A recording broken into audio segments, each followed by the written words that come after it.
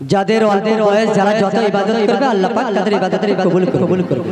তো কবি বলছে মা ফাতেমার নয়ন মনি হযরত আলীর জান। চলবে চলবে না অন্য মা ফাতেমার নয়ন মনি হযরত আলীর জান। ইমাম হোসেন শহীদ হলো কারবালার ময়দান। ইমাম হোসেন শহীদ হলো কারবালার ময়দান। মা ফাতেমার নয়ন মনি হযরত আলীর জান। মা ফাতেমার নয়ন মনি হযরত আলীর জান।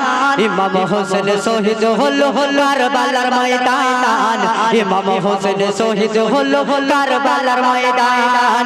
দয়ার নবীর জবানে কারবালার বয়ানে, দয়ার নবীর জবানে কারবালার ময়দানে আওলাদ রাসূল শহীদ হবে হাদিসে প্রমাণ।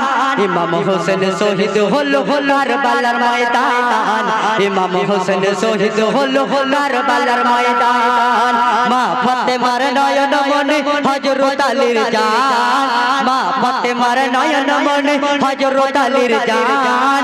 ইমাম হোসেন শহীদ হলো কারবালার ময়দান।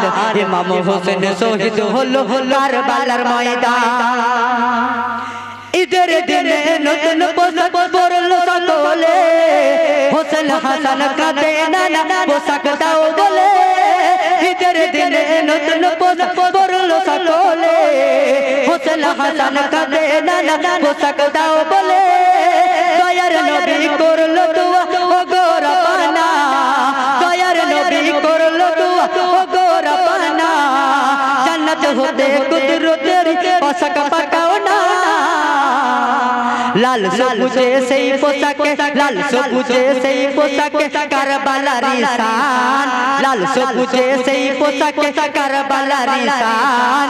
ইমাম হোসেন শহীদ হলো কারবালার ময়দান। ইমাম হোসেন শহীদ হলো কারবালার ময়দান। মা ফাতেমার নয়ন মনি হযরত আলীর জান। মা ফাতেমার নয়ন মনি হযরত আলীর জান। ইমাম হোসেন শহীদ হলো কারবালার ময়দান। ইমাম হোসেন শহীদ হলো কারবালার ময়দান। তো আর কি গজল গাইতে হবে না শেষ করে দেব?